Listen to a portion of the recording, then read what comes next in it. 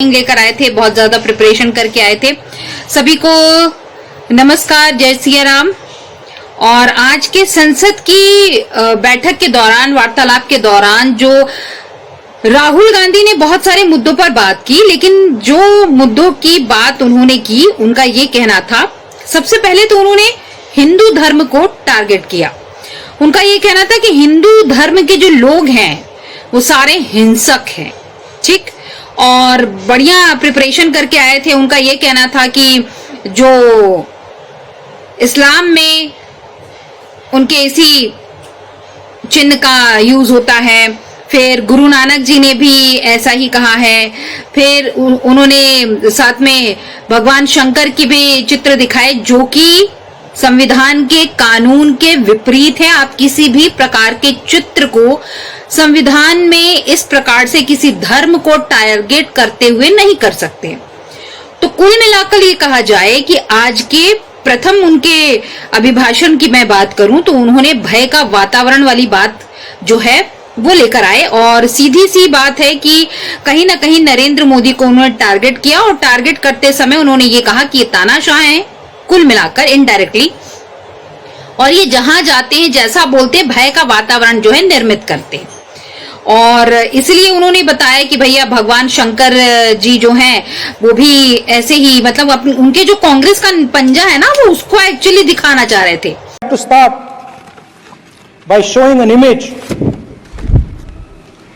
of our refuge. Okay?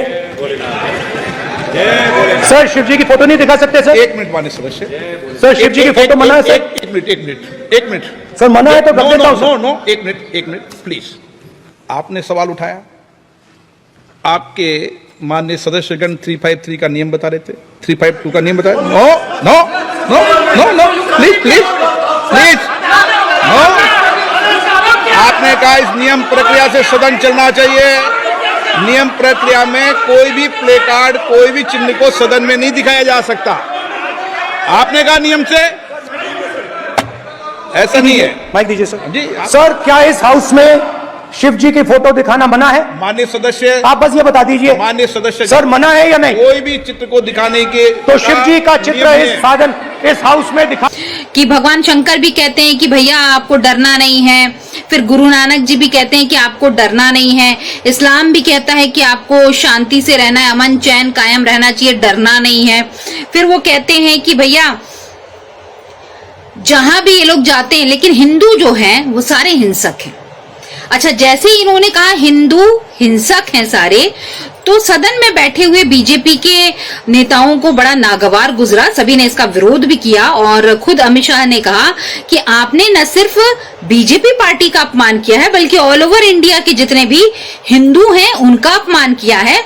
और हमारे भारत देश में प्रत्येक लोग जो हिंदू हैं वो गर्व के साथ कहते हैं हम हिंदू हैं। और अगर आपको लगता है कि आप हिंदू हिंसक है, तो 1975 में जो इनकी इंदिरा गांधी जी ने आपातकाल लाया था, वो क्या था? अहिंसा थी या हिंसा थी? फिर वो कहते हैं कि भैया गांधी जी ने अहिंसा का संदेश दिया, और बाकायदा हमारी पार्टी अहिंसा की बात करती है।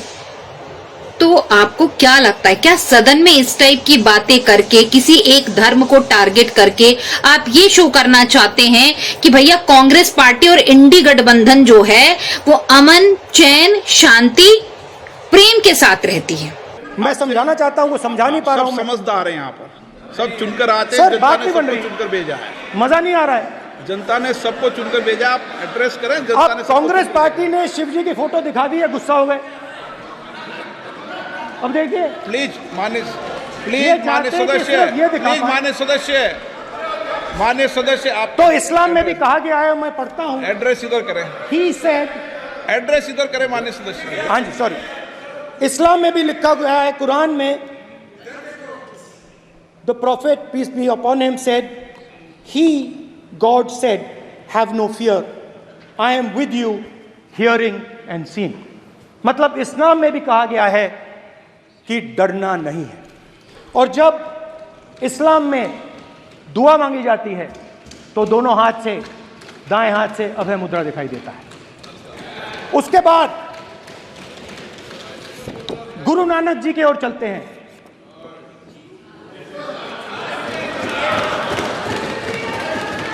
वाहेगुरु जी की फतेह, वाहेगुरु जी का खालसा। जिस धर्म पर आप हर रोज आक्रमण करते हो, गुरु नानक जी जो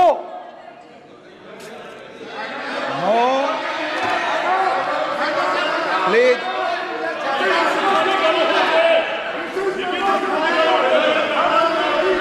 no, please please please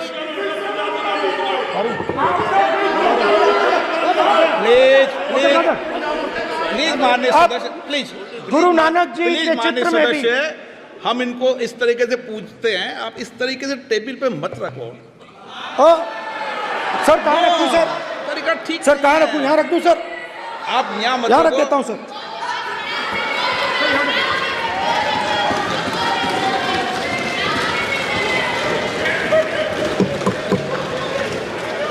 sir गुरु नानक जी के चित्र में भी आपको अभय मुद्रा दिखाई देगा। गुरु नानक जी भी कहते हैं कि डरो मत, डराओ मत। और पंजाब से गुरु नानक जी मेक्का तक गए, थाईलैंड तक गए, अफगानिस्तान गए, श्रीलंका गए, किसी से हिंसा नहीं की, अहिंसा की बात की, सत्य की बात की, और किसी को उन्होंने अपनी जिंदगी में नहीं डराया। उसके बाद जीसस क्राइस्ट की इमेज देखिए, उसमें भी आपको अभय मुद्रा दिखाई देगा। जीसस क्राइस्ट की इमेज में भी अभय मुद्रा, डरो मत, डराओ मत। और जीसस क्राइस्ट ने कहा कि अगर आपको कोई थप्पड़ मारता है तो दूसरा गाल दिखा दो। उसके बाद बुद्ध भगवान, अभय मुद्रा,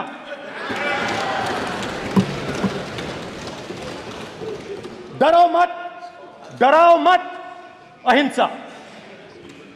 मतलब, और अंत में महावीर, डरो मत, डराओ मत, अभय मुद्रा।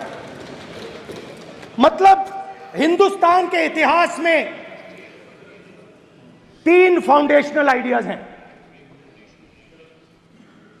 मोदी जी ने अपने भाषण में एक दिन कहा कि हिंदुस्तान ने किसी पर आक्रमण नहीं किया। उसका कारण है क्योंकि यह देश अहिंसा का देश है, यह देश डर का देश नहीं है। तो हमारे सारे के सारे महापुरुषों ने अहिंसा की बात की, डर मिटाने की बात की।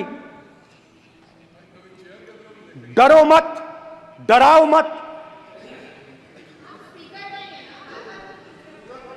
डरो मत, डराओ मत।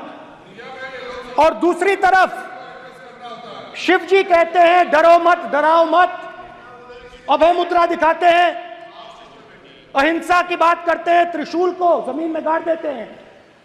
और जो लोग अपने आप को हिंदू कहते हैं वो 24 घंटा हिंसा, हिंसा, हिंसा, नफरत, नफरत, नफरत, असत्य, सत्य, असत्य।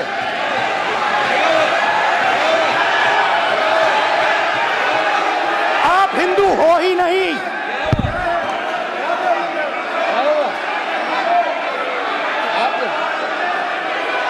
Just get me that picture of Shiva. Inside, because of his. Hindu धर्म में साफ लिखा है, सत्य के साथ खड़ा होना चाहिए, सत्य से पीछे नहीं हटना चाहिए, सत्य से नहीं डरना चाहिए। अहिंसा हमारा प्रतीक है। अभय मुद्रा ऐसे कीजिए, ऐसे कीजिए, अभय मुद्रा।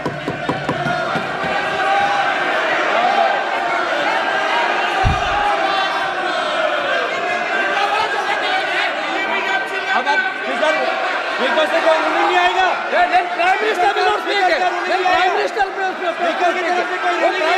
This will happen here. If you are doing this, it will repeat again. भाई भाई भाई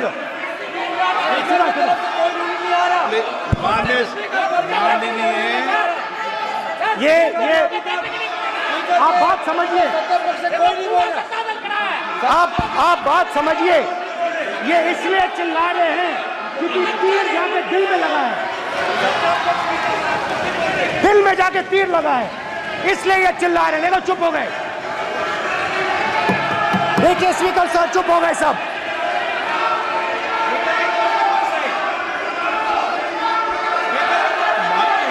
एक मिनट।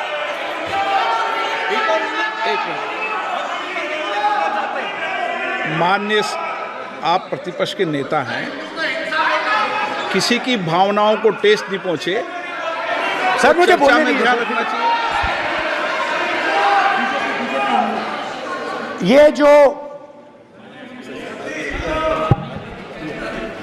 ये विषय बहुत गंभीर है। पूरे हिंदू समाज को हिंसक कहना ये गंभीर विषय है। बीजेपी को आपको नहीं, नरेंद्र मोदी जी पूरा हिंदू समाज नहीं है, बीजेपी पूरा हिंदू समाज नहीं है, आरएसएस पूरा हिंदू समाज नहीं है।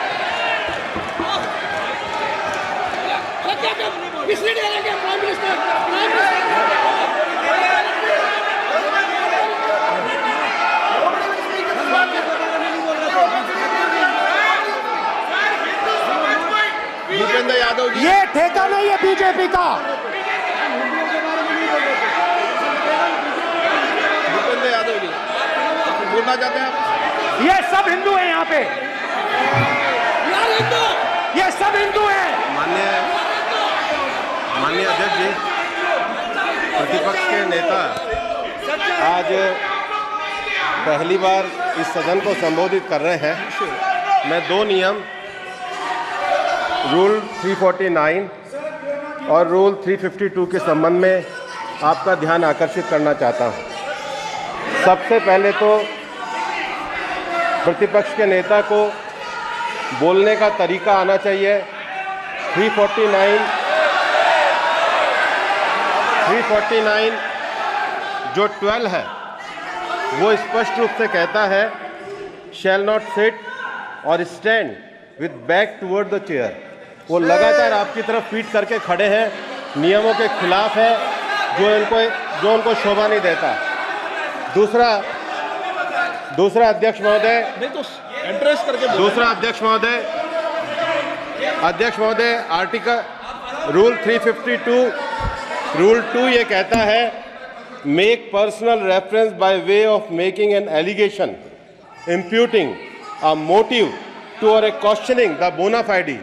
इन्होंने पूरे विपक्ष के सदस्यों पे नहीं बल्कि इससे बाहर जाकर पूरे एक हिंदू समाज के ऊपर एलिगेशन लगाया है।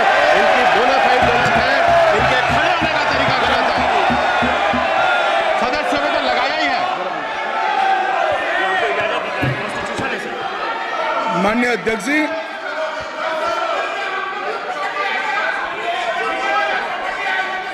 गृह मंत्री जी, नो आप डिबेट में गृह मंत्री जी।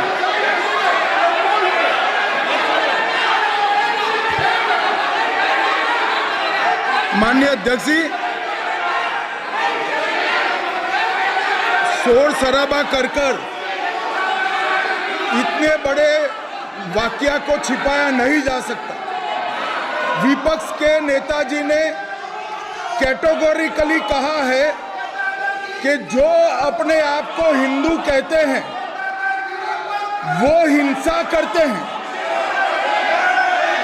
मैं फिर से रिपीट करना चाहता हूं, उनका वाक्य था जो अपने आप को हिंदू कहते हैं वो हिंसा की बात करते हैं, हिंसा करते हैं। मान्यवर, इस देश में शायद इनको मालूम नहीं है, करोड़ों लोग अपने आप को गर्व से हिंदू कहते हैं, गर्व से हिंदू कहते हैं।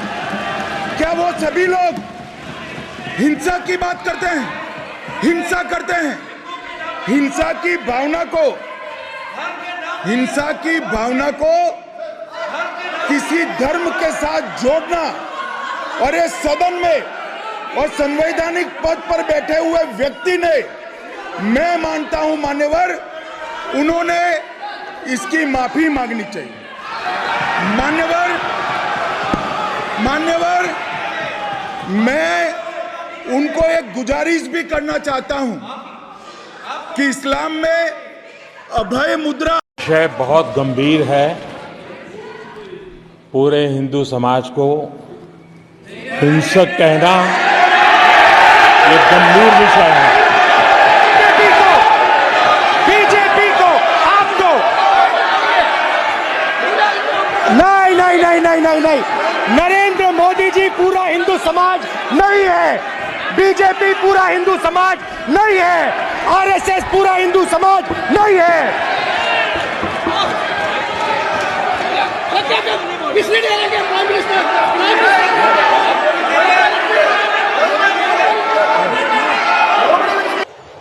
तो राहुल गांधी जी, आपके पार्टी के गठबंधन के लोग, समाजवादी पार्टी के लोग, चलिए पीछे थोड़ा सरकाते हैं, जब यूपी में समाजवादी पार्टी थी तो क्या वहां भय का माहौल था या अहिंसा का माहौल था?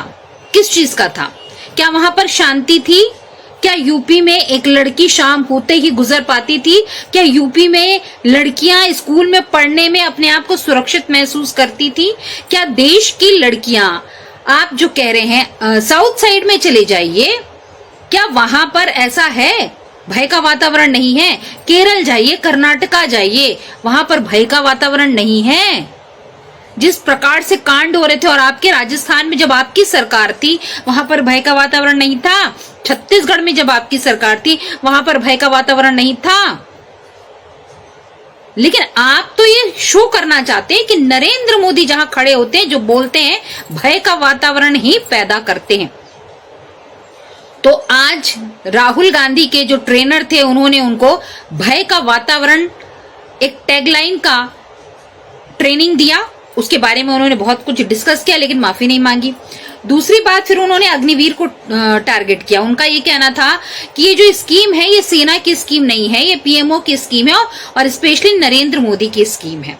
और इस स्कीम के तहत जो लोग शहीद होते हैं उनको कुछ नहीं मिलता, वो गरीब हैं और उनको सिर्फ यूज किया जा रहा है, just like a use and throw. पहले भी ये कह चुके हैं कि भैया हम अगर आएंगे तो अग्निवीर योजना को हम डस्टबिन में फेंक देंगे। Can you imagine? तो भैया राहुल गांधी जी, सबसे पहले अग्निवीर शब्द को समझिए और उसके ट्रेनिंग को समझिए, उसके फायदे को समझिए, उसके बाद में कुछ अपनी जुबान से निकालिए। दूसरी बात, एक अग्निवीर अगर सरहद पर या कहीं पर भी अपनी ड्यूटी के दौरान अगर वो शहीद होता है तो उसको 1 करोड़ रुपए उसके परिवार को दिया जाएगा। ये इनको शायद नहीं पता था। लेकिन अगर वो अग्निवीर घर में ही किसी बीमारी की वजह से उसकी डेथ होती है तो आपको लगता है उस योजना का लाभ यहां मिल पाएगा? मैं पंजाब में अग्निवीर के परिवार से मिला। सुनिए, अग्निवीर के परिवार से मिला। छोटा सा घर था, छोटे से घर में अग्निवीर शहीद हुआ, लैंडमाइन ब्लास्ट में शहीद हुआ। मैं उसे शहीद कह रहा हूं, मगर हिंदुस्तान की सरकार उसे शहीद नहीं कहती। नरेंद्र मोदी उसे शहीद नहीं कहते हैं, नरेंद्र मोदी उसे अग्निवीर कहते हैं। उस घर को पेंशन नहीं मिलेगी, उस घर को कॉम्पनसेशन नहीं मिलेगी, शहीद का दर्जा नहीं मिलेगा। और बेचारे बैठे हुए थे, 3 बहनें थी, एक साथ बैठी हुई थी, रो रही थी। आम जवान को पेंशन मिलेगी, जरूर दुख होगा, मगर हिंदुस्तान की सरकार आम जवान की मदद करेगी।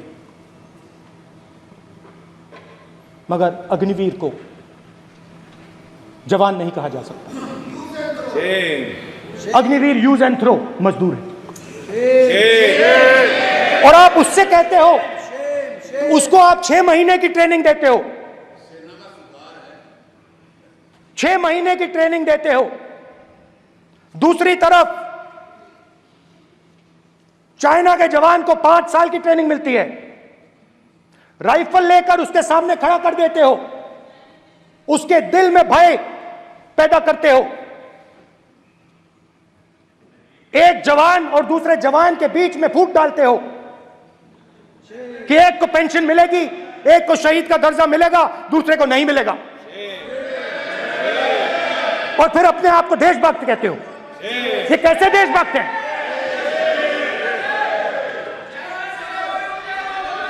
फिल्म स्टार जैसी फोटो थी उस लड़के की, फिल्म स्टार, बॉलीवुड स्टार की फोटो थी। मैं सोच रहा था, देखो इस युवा ने जान दी। स्पीकर सर, रक्षा मंत्री अध्यक्ष महोदय, अध्यक्ष महोदय, एक आदमी सब पर भारी। अध्यक्ष महोदय, मैं नेता प्रतिपक्ष से अनुरोध करना चाहूंगा, गलत बयानी करके सदन को गुमराह करने की कोशिश गलत नहीं है सर, गलत नहीं है सर, कर देना चाहता हूं कि गलत नहीं है युद्ध के सर, दौरान अथवा सीमाओं की सुरक्षा के दौरान यदि हमारा कोई अग्निवीर का जवान शहीद होता है तो उसके 1 करोड़ रुपए की धनराशि सहायता के रूप में उसके परिवार को मुहैया कराई जाती है। इस प्रकार की गलत बयानी से सदन को गुमराह करने की कोशिश नहीं की जानी चाहिए। संसद महोदय, अध्यक्ष।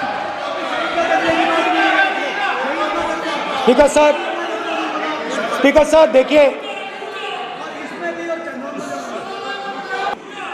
मेरी एक राय है, सच्चाई अग्निवीरों को मालूम है, हमें बोलने की जरूरत नहीं है।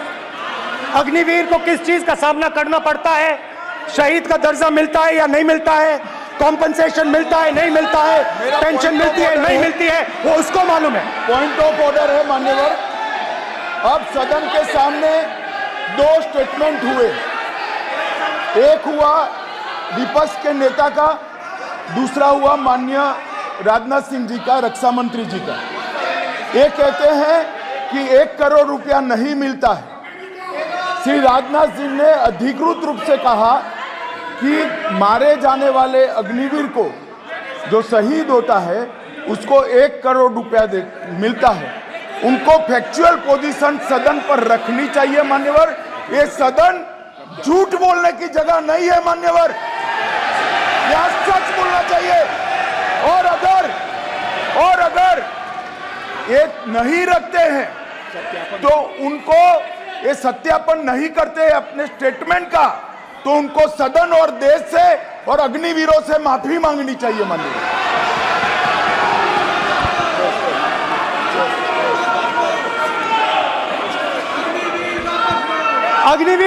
अग्निवीर की सच्चाई मैंने फ्लोर ऑफ द हाउस पे रखी है, और राजनाथ सिंह जी ने भी कहा है, जो रियलिटी है वो हिंदुस्तान की सेना को मालूम है, वो अग्निवीरों को मालूम है। उनके कहने से या मेरे कहने से कोई फर्क नहीं पड़ता, सच्चाई तो उनको मालूम है, उनको मालूम है सच्चाई कौन बोल रहा है।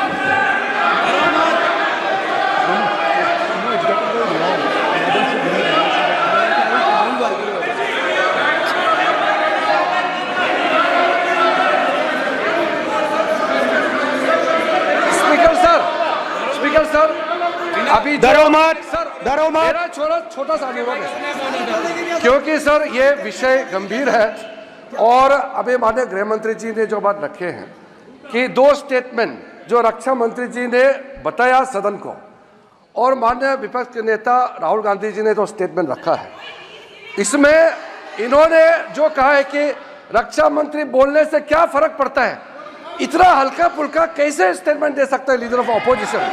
इसलिए सर इन्होंने जो बात रखा है पुष्टि करना चाहिए, और हम लोग भी सर नियम के मुताबिक अपना बात रखेंगे सर।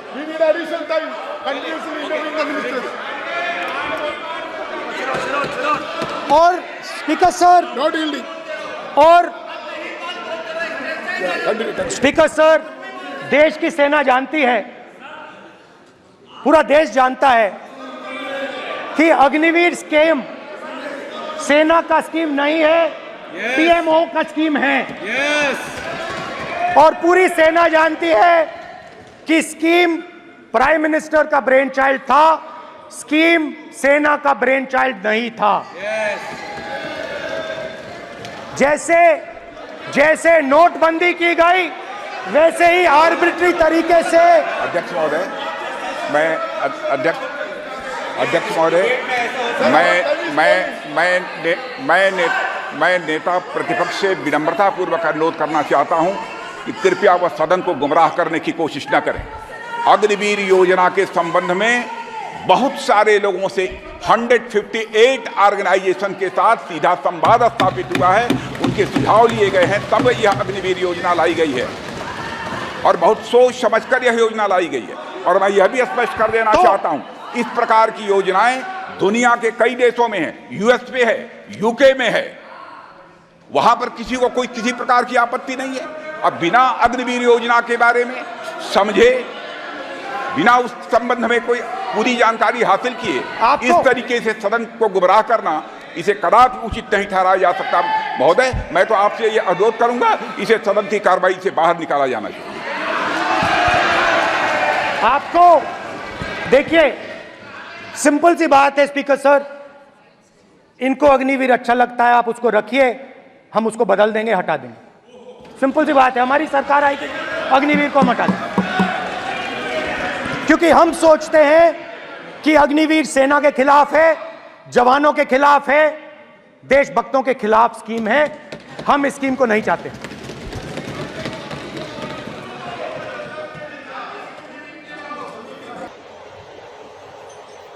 किसी का घर गिर जाता है, बरसात में घर पे है, वो अग्निवीर छुट्टी पर आया है, घर गिर गया है, तो भी ये योजना लागू होगी? पहले पढ़ लीजिए, उसके बाद में बात कीजिए। उसके बाद ये बोलते हैं कि भैया अग्निवीर तो ठीक है, फिर ये कहते हैं कि महंगाई इतनी बढ़ गई है कि महिलाओं को उनके पति मार रहे हैं। तो राहुल गांधी जी वीडियो बनवाइए ना, आपको तो वीडियो बनाने का बड़ा शौक है, आपके साथ साथ कैमरामैन जाते भी हैं, वीडियो बना के तथ्य के साथ बात कीजिए। फिर आप कहते हैं कि जो बीजेपी पार्टी है और नरेंद्र मोदी है चुपचाप बैठे हुए हैं और वो जो हैं उनको सीधे ईश्वर के साथ कनेक्शन है, वो जो भी करते हैं उनको मैसेज आ जाता है। और ये मैं नहीं कह रहा हूं, प्रधानमंत्री ने कहा है, कई बार लोकसभा स्पीकर ने उनको टोका कि आप अपनी बातों की मर्यादा को ध्यान में रखें, पहली बात। फिर उसके बाद उन्होंने टोका कि आप किसी धर्म को टारगेट नहीं कर सकते, ये नियमावली लिखी हुई है। फिर उसके बाद बीजेपी पार्टी की ओर से उनके पर्यटन मंत्री को उठना पड़ता है और बातचीत करनी पड़ती, नियमावली दिखानी पड़ती है। वो ये बताते हैं कि भैया ऐसे धर्म पर कटाक्ष आप नहीं कर सकते। और दूसरी बात यह है कि आप ये जो बोल रहे हैं ये भी धर्म के विरुद्ध है, तो आपको माफी मांगनी चाहिए। फिर ये उसका क्रिया का प्रतिक्रिया करते हैं कि भैया अनुराग ठाकुर ने सनातन धर्म की बात की थी, अनुराग ठाकुर ने अयोध्या की बात की थी, इसलिए मैं बोल रहा हूं। अच्छा, अयोध्या को टारगेट करते हुए वो ये कहते हैं कि भैया अयोध्या ने तो आपको जवाब दे दिया है, और अयोध्या के जो कैंडिडेट सपा पार्टी के अवधेश जीत कर आए हैं उनका ये कहना था कि फर्स्ट डे से ही मुझे बिलीव था कि अयोध्या की जनता मुझे ही वोट देगी। तो उनका ये भी कहना था कि अयोध्या ने आपको इसलिए हरा दिया क्योंकि आपने जो एयरपोर्ट बनाया, जो मंदिर बनाया, जो स्टेशन बनाया, उसमें गरीबों का घर तोड़ दिया, मुआवजा नहीं दिया। तो राहुल गांधी, इसके साक्ष्य आप जो है ना उसको संसद में प्रस्तुत कीजिए कि जिन जिन लोगों का घर स्टेशन, मंदिर और एयरपोर्ट के स्थान पर आया, क्या उनको मुआवजा मिला या नहीं। क्योंकि आप ही के इंडी गठबंधन के द्वारा एक वीडियो वायरल किया गया था जिसमें महिला रो रही थी और ये कह रही थी कि भैया हमारा घर तोड़ दिया गया और अब इतना बड़ा मंदिर बनाया गया है, इतना बड़ा स्टेशन बनाया गया है, हमको मुआवजा नहीं मिला। उसके बाद दूसरे दिन जब रिपोर्टर पहुंचता है और उससे पूछता है कि क्या आपका घर गिरा तो सरकार ने आपको मुआवजा नहीं दिया, तो उसने बकायदा कहा कि हमको मुआवजा मिला, अधिकारी हमसे मिलने आए और हमको घर भी देंगे। और मैं आपको बता दूं कि जितने लोगों का घर गिरा है उनको वहां से कहां विस्थापित किया गया है और उनके लिए सरकार जो है वो प्रधानमंत्री योजना के तहत घर बनाकर देगी। मुआवजा तो दिया है लेकिन घर भी बनाकर देगी। तो आप किसी स्टेट पे जाकर आप वहां की योजनाओं को पढ़ते नहीं है, पहली बात। बस एक वो संविधान की एक छोटी सी मिनी बुक ले लेते हैं और बोलते रहते हैं। तो संविधान के पन्ने पलटकर भी तो देखिए, और जो आपकी दादी जी ने किया था उसके बारे में भी तो कुछ सोचिए। भय का वातावरण क्या होता है, 1975 के चैप्टर को पलटिए साहब, तब भय के वातावरण का सही डेफिनेशन पता चलेगा। और अगर नरेंद्र मोदी तानाशाह होते तो अभी आपकी जुबान काट के आपके हाथ में दे देते। इसको कहते हैं भय का वातावरण। जो इस प्रकार से आप संसद में टी शर्ट पहन के आ जाते हैं ना, वो भी एक मैनर होता है, संस्कार होते हैं जो आपके परिवार में आपको सिखाए नहीं गए कि आप संसद में जा रहे हैं और टी शर्ट पहन कर आ रहे हैं। या तो फॉर्मल रहिए या इनफॉर्मल रहिए, मगर आपको तो देखकर लगता है कि भैया आप हर जगह एज इट इज रहते हैं और जो कहना है बस कह देना। वैसे आज 1 जुलाई है Rahul Gandhi, according to you आपने कहा था सुबह होते ही सारी महिलाओं के खाते में 1 जुलाई को, 1 अगस्त को, 1 सितंबर को कंटिन्यू 5 ईयर 8,500 रुपए आ जाएगा। आया? और ये जो लालच में आपको जिन्होंने वोट दिया था, वोट के बदले नोट की आपने बात की थी, कार्रवाई तो आपके ऊपर भी होनी चाहिए। मुझे नहीं लगता कि क्यों बीजेपी पार्टी आपको इतना समय दे रही है। और आज आपका वीडियो बड़ा वायरल भी हो रहा है। तो पहली सुबह जो महिलाएं 1,000 रुपया के लिए, 8,500 के लिए, 1 लाख रुपए के लिए आपके पीछे पीछे पीछे पीछे दौड़ रही थी और जो कतार में आपके ऑफिसों के सामने खड़ी हैं, वो महिलाएं मुझे बताएं क्या आपके खाते में 8,500 आए? और आप लोग इतने लोग लाइव में हैं, क्या आपकी फैमिली में से किसी के पास 8,500 रुपए आए? खटाखट खटाखट खटाखट। तो क्या है ना, कहने को कुछ भी कह दो, करना तो है नहीं हमको। और इनके कुछ सो कॉल्ड समर्थक आते हैं, फिर बाद में मुझे मैसेज करते हैं और उसके बाद ये पूछते हैं कि 15 लाख मिले क्या? अरे मूर्खो, ऐसा वीडियो लेकर आओ जिसमें प्रधानमंत्री नरेंद्र मोदी ने कहा हो कि भैया आप मुझे वोट दो और मैं आपको 15 लाख रुपए दूंगा। वो वीडियो लेकर आओ। और अगर वीडियो नहीं है ना, तो अपने मुंह में पट्टी बांध के और हाथ में चूड़ी पहन के अपने घर में बैठो। मैं डंके की चोट पे बोल रही हूं। राहुल गांधी ने कहा था कि 1 जुलाई से 8,500 रुपए सुबह से महिलाओं के खाते में आना शुरू हो जाएगा। कहां है वो 8,500 और कहां से लेकर आएंगे? किस भंडार गृह से लेकर आएंगे? आप मुझे बताइए।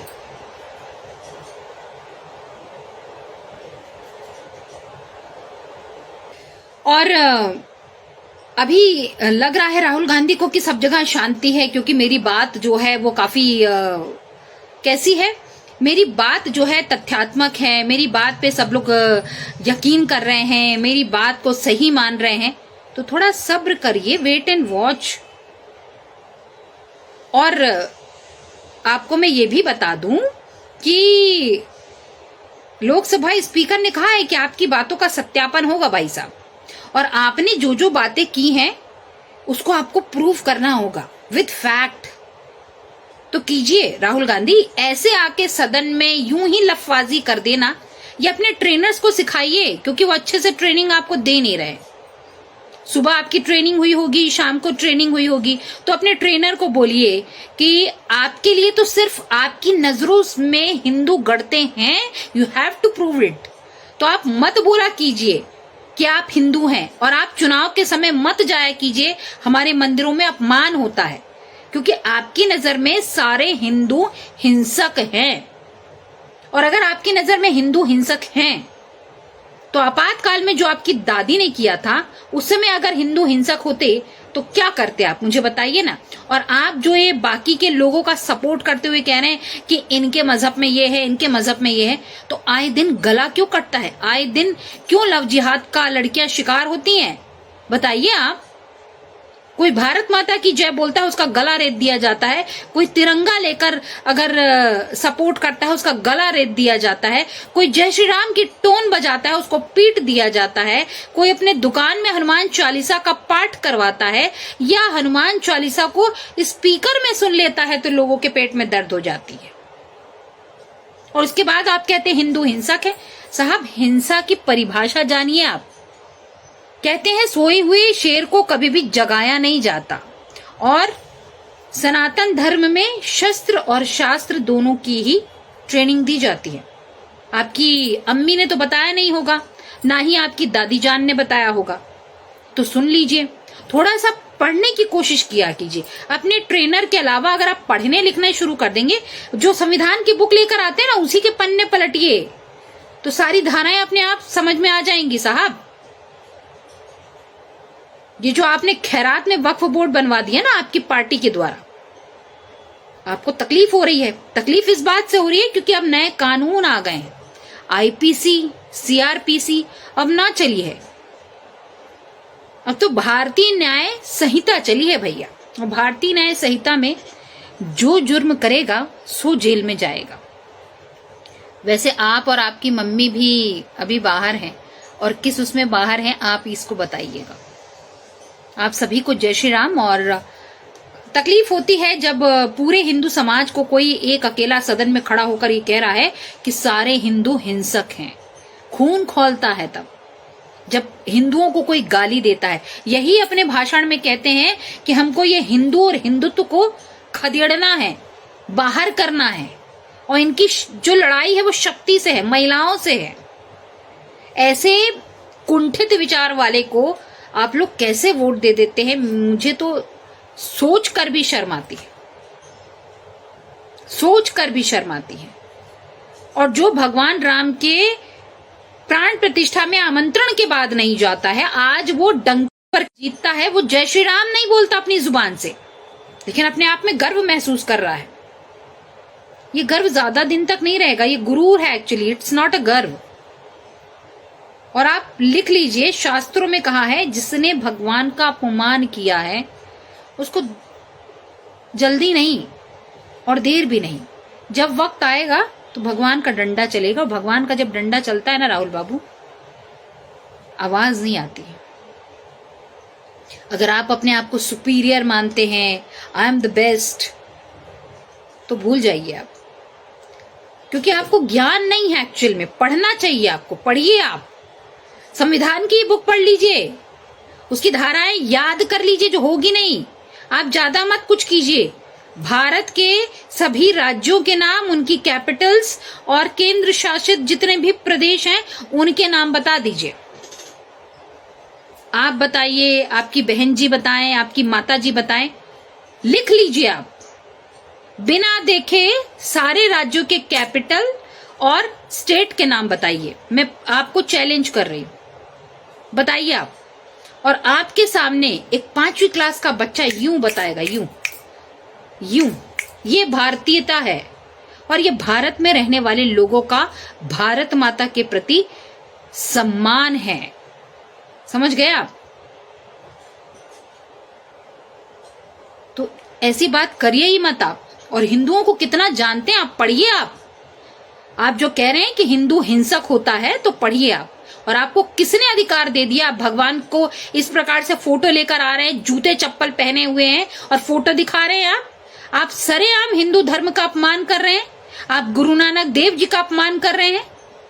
आप बता रहे हैं कि भैया ईसा मसीह ने कहा था ये आपको एक थप्पड़ कोई मारे तो दूसरा गाल भी सामने कर दीजिए। और आपके गांधी जी इसी नियम को फॉलो करते थे। कहां लिखा है ये? और राहुल गांधी, आपको अगर कोई एक थप्पड़ मारे दूसरा करेंगे आप? आगे करेंगे? ये सोचिए आप। तो जो बोल रहे हैं ना उसके ऊपर आप रहा कीजिए। तो सबसे पहले तो आप भारत देश का अपमान मत कीजिए, दूसरा हिंदू समाज का अपमान मत कीजिए, और तीसरा अग्निवीर योजना को पढ़िए, और चौथा अयोध्या जी में जाकर स्टडी कीजिए। आप तो बहुत घूमे हैं, कह रहे हैं कि मैं कन्याकुमारी तक गया हूं पैदल। पैदल नहीं गए हैं आप, पूरे गाड़ियों से गए जिनका भुगतान आपने नहीं किया है। उनके ड्राइवर्स का पहले भुगतान कीजिए, उसके बाद में बात कीजिए। और ये जो 8,500 की आपने वो रायता फैलाया ना, देना शुरू कीजिए।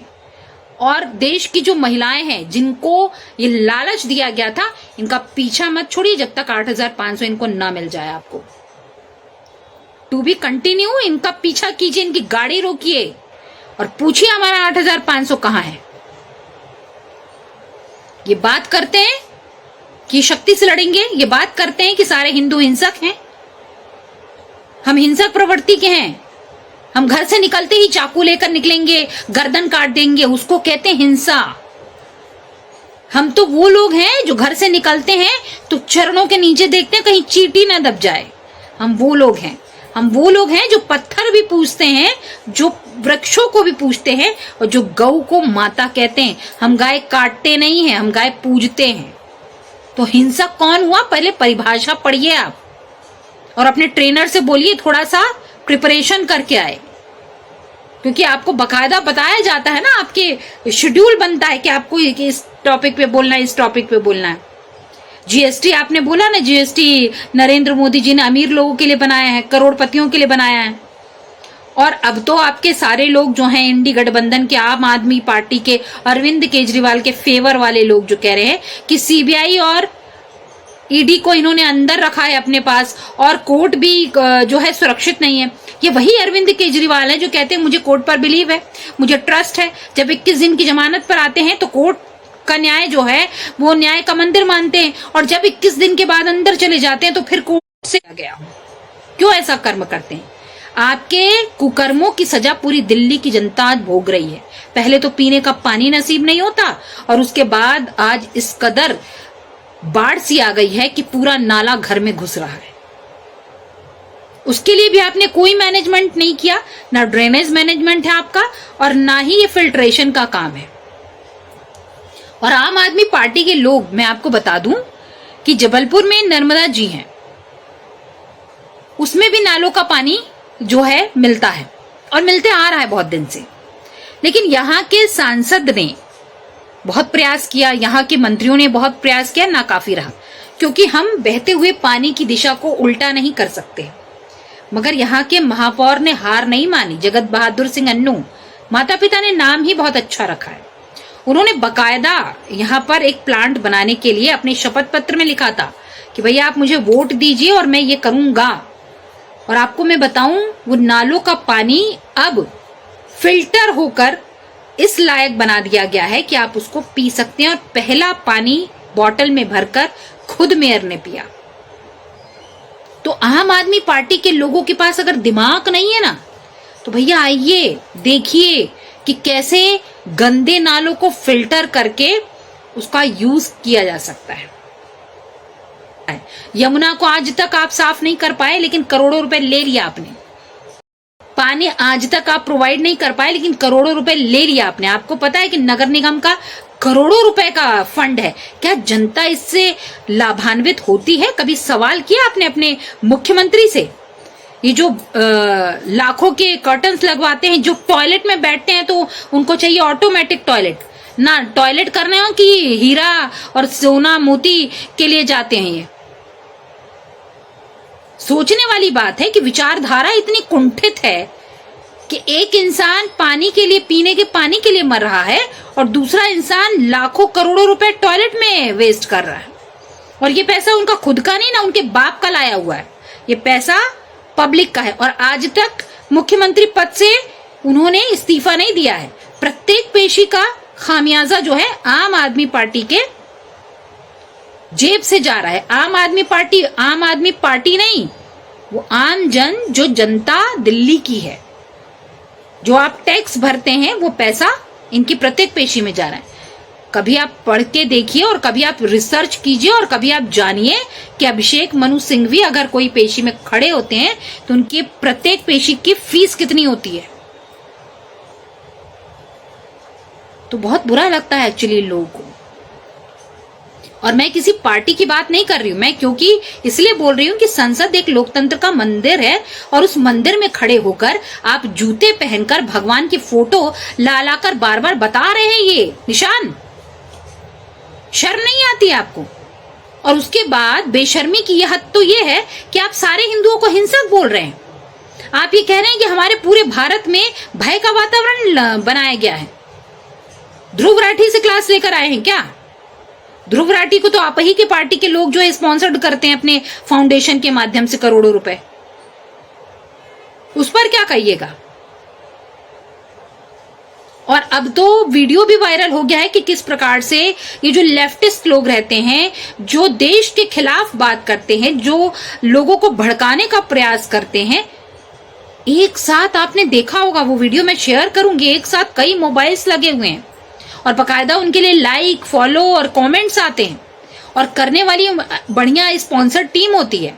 इलेक्शन के चुनाव के टाइम पे आपने भी तो सारे यूट्यूबर्स से बातचीत की थी और बोला भी था भैया आपको किस प्रकार से काम करना है। तो सीधी सी बात है कि जो आपके सपोर्ट में बोल रहा है पैसा तो मिला होगा, क्योंकि हम तो वो हैं कि बीजेपी गलत करती तो हम तो उसकी भी क्लास ले लेते हैं और जो देश के खिलाफ बोलता है हम उसकी भी क्लास ले लेते हैं। और हम इसलिए आज गुस्से में हैं कि अब बीजेपी को भी तथ्य के साथ इसको प्रूव करना होगा। राजनाथ सिंह ने हालांकि खड़े होकर बोला कि अग्निवीर में 1 करोड़ रुपए है अगर कोई अग्निवीर जो है शहीद हो जाता है, लेकिन इस तरीके से शांति से अब आपको नहीं बैठना चाहिए, खासकर संसद में खड़े होकर वो जो कोई हिंदू पूरे समाज को हिंसक बोल रहा है उसके खिलाफ क्या कार्रवाई करेंगे आप। और ये जो नए नियम कायदे कानून लाए हैं, जो लोग जमानत में बाहर हैं, पैरोल पर बाहर है, उनके खिलाफ क्या कार्रवाई करेंगे। तो बीजेपी को काम करना पड़ेगा। बोला था आपने मोदी जी कि 100 दिन मेरे बड़े बड़े डिसीजन वाले होंगे, तो डिसीजन दिखने चाहिए और जनता को इस बात के लिए अब इंतजार नहीं करवाइए, करिए आप, डू इट एनी हाउ। शांति से बैठना या चुपचाप रहना और इस प्रकार के कटाक्ष को सुनना अब बंद कर दीजिए, इससे देश नहीं चलेगा। क्योंकि अगला प्रिपरेशन करके आ रहा है तो आपको जवाब देना पड़ेगा, क्योंकि एनडीए की सरकार केंद्र में है और नीट का जो रायता फैला हुआ है, आप कार्रवाई तो कर रहे हैं, लेकिन इस नीट के रायते को भी सही करवाइए। और खासकर जब आप किसी डिपार्टमेंट में किसी को मंत्री बनाते हैं तो एक बार योग्यता की तो पहचान कर लिया कीजिए। आपके धर्मेंद्र प्रधान को डाटा जो फिगर आउट करते हैं तो उसमें प्रॉब्लम हो जाती है। और एजुकेशन मिनिस्टर जो है ना, जिसको कहते दिमाग हो, जिसको नॉलेज हो, जिसको ज्ञान हो, वो आपके यहाँ डॉक्टर सुधांशु त्रिवेदी जैसा एजुकेशन मिनिस्टर भारत देश में नहीं मिल सकता। और धर्मेंद्र प्रधान को अगर 10 में से मार्क्स दिए जाएं कंपैरिजन में डॉक्टर सुधांशु त्रिवेदी के, तो 10 में से 1 ही मिल पाएगा और सुधांशु त्रिवेदी 10 of 10 मिलेगा। थोड़ा सोचिए, बच्चों के भविष्य की बात है। और कहते हैं कि शिक्षा सबका अधिकार है और शिक्षा जो है आपको संस्कारित बनाता है, तो कम से कम मिनिस्टर भी संस्कारित हो, वे ऑफ टॉकिंग बहुत अच्छी हो, नॉलेजेबल हो, उसको हर चीज का ज्ञान हो, उसको एटलीस्ट जो एक्शन है उसका रिएक्शन करना आता हो, उसको तथ्य के साथ अपनी बात को प्रस्तुत करना आता हो। तो थोड़ा ध्यान दीजिए आप। और जब भी आप मंत्रालय में किसी को बैठाते हैं तो उनकी योग्यता को देखिए। जैसे कृषि मंत्री आपने शिवराज सिंह चौहान को बैठाया तो वो वहां पर फिट बैठते हैं क्योंकि उनके पास बहुत अच्छा नॉलेज है। आपने रेल मंत्री वैष्णो जी को बनाया, वो वहां पर फिट बैठते हैं क्योंकि उनको पूरा नॉलेज है। Is a technical man, is a very practical man. लेकिन एजुकेशन मिनिस्टर और स्वास्थ्य मंत्री आपने नड्डा जी को बनाया है, तो स्वास्थ्य मंत्री जो है कितना कमाल करेंगे ये देखने वाली बात है। क्योंकि अभी मध्य प्रदेश में एक तो नर्सिंग घोटाला चल रहा है और दूसरा आपने बहुत सारी यूनिवर्सिटीज को क्या बोल दिया है, ब्लंडर मिस्टेक वाली यूनिवर्सिटी कह दिया है। तो इन पर अब क्या कार्रवाई करेंगे, कैसे उनको राहत देंगे। और जो हजारों बच्चे इन यूनिवर्सिटीज से पढ़ रहे हैं उनके ऊपर सवालिया निशान नहीं होगा, उनका भविष्य तो खतरे में है साहब, उस पर क्या कार्रवाई करेंगे आप, ये भी बताइएगा आप। क्योंकि अब क्या है, डगर जो है बहुत कठिन है पनघट की। और दूसरी बात यह है कि आपके जहां जहां सरकारें हैं वहां पर उग्रता देखी जा रही है जनता में, खासकर पुलिस के प्रति, प्रशासन के प्रति। अब जनता जाग गई है तो आपको जागना होगा मोदी जी, और क्विक एक्शन लेना पड़ेगा। और साथ ही साथ आपको हर एक डिपार्टमेंट का हर महीने रिपोर्ट कार्ड चेक करना पड़ेगा। जब एक बच्चे का टेस्ट होता है, उसके मार्क्स देखते हैं, उसके रिपोर्ट कार्ड को चेक किया जाता है, तो एक इंसान जिसको आपने 5 साल के लिए एक मंत्रालय दे दिया है उसका रिपोर्ट कार्ड नहीं चेक करेंगे आप। और हर एक मंत्रालय में किस प्रकार से प्रोग्रेस हुआ, उसकी प्रोग्रेस रिपोर्ट को आपको जनता के समक्ष जो है प्रस्तुत करनी होगी। कि अगले ने क्या किया, कितना रेवेन्यू आया, भारत में कितना ज्यादा प्रोग्रेस हो रहा है, डेवलपमेंट कैसा है, सब चीज, और कितना फंड आपने प्रोवाइड किया। तो इन सारी बातों को क्रमवार जो है देखें। और आज की जो संसद की अगर मैं बात करूं चर्चा रही तो बेहद शर्मनाक रही, क्योंकि एक धर्म को टारगेट करके एक सो कॉल्ड भय का वातावरण वाली बात को रखना, उसके बाद ये बताना कि महंगाई बढ़ गई है, जीएसटी का ये कारण है, और जो नरेंद्र मोदी जी हैं उनका तो डायरेक्ट कांटेक्ट है ईश्वर से, ये सब करना बंद कर दीजिए। थोड़ा तथ्यों की बात कीजिए। विपक्ष के नेता बने हैं तो एटलीस्ट उसकी थोड़ी तो गरिमा रखिए, और पहले अपना ड्रेसिंग सेंस जो है ना वो बदलिए। टी शर्ट पहनकर आप संसद में जाते हैं, या तो आप फॉर्मल बन के आइए या informal, it's up to you, but please एक तो पद की गरिमा रखिए और दूसरा किसी धर्म को टारगेट मत कीजिए। और अगर हिंदू आपको इतने ही गढ़ते हैं तो बताइए ना, आप अपने धर्म के बारे में बताइए, आप अपने खानदान से शुरू कीजिए आप, और तब बताइए आप। मतलब जवाहरलाल नेहरू के खानदान से शुरू कीजिएगा आप, ठीक है, उसके बाद में बताइएगा आप अपने धर्म के बारे में, और उसके बाद किसी धर्म पर उंगली उठाइएगा।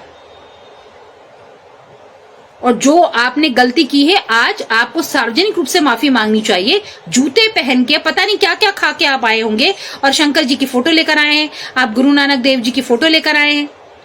किसने आपको हक दिया? आज से पहले कभी संसद में आपने देखा कोई ऐसे पोस्टर लेके आया हो? ये तो आप उस टाइप से करें, प्राइमरी का बच्चा स्कूल में मैडम को बताने आए कि फला भगवान ये है, फला भगवान ने ये कहा था, फला भगवान ने ये कहा था। क्या है, व्हाट इज दिस? और एंड ऑफ द स्टोरी आपको सिर्फ एक टैगलाइन चलानी है, भय का वातावरण। तो कॉफी विथ ध्रुव राठी हुआ है, उसी ने आपको शायद ज्ञान दिया है, आपके ट्रेनर को। तो पहले स्टडी कीजिए और हिंदू धर्म के बारे में जानिए। ग्रंथ तो आप पढ़ नहीं सकते, हिंदी आपको आती नहीं है, संस्कृत आपको बनती नहीं होगी, अपने ट्रेनर को बैठाइए। इंग्लिश में भी है भगवत गीता, थोड़ा सा पढ़ लिया कीजिए। जिस दिन आप भगवत गीता शायद पढ़ेंगे ना तो आपकी शायद मेंटल लेवल थोड़ा सा चेंज होगा, आपकी वे ऑफ टॉकिंग चेंज होगी, आपकी पर्सनालिटी चेंज होगी। तब शायद जो ये जो अभी आप प्राइमरी के बच्चों वाली राग अलाप रहे हैं ना, वो नहीं करेंगे, क्योंकि आप तो हार्वर्ड यूनिवर्सिटी से पढ़ के आए हैं, एक साथ कई डिग्रियां लेकर आए हैं। तो ये जो है ना आपके ऊपर शोभा नहीं देती है। तो इस पर थोड़ा सा जो है ध्यान दीजिए। बाकी यही था, क्योंकि संसद की जो बैठक रही, कुल मिलाकर ये कहा जाए कि पूरी बैठक में सिर्फ भय का वातावरण टैगलाइन चला और हिंदुओं पर कटाक्ष किया गया, और हिंदुओं के धर्म पर, हिंदुओं की बातों पर कटाक्ष किया गया, जो कि सरेआम गलत है। आप इस बात की निंदा कीजिए, और अगर आप वाकई में सनातनी हैं और हिंदू हैं तो आपको नहीं लगता कि हमारे आराध्य का भी अपमान है, कमेंट कीजिए। और अगर आपको वीडियो पसंद आया हो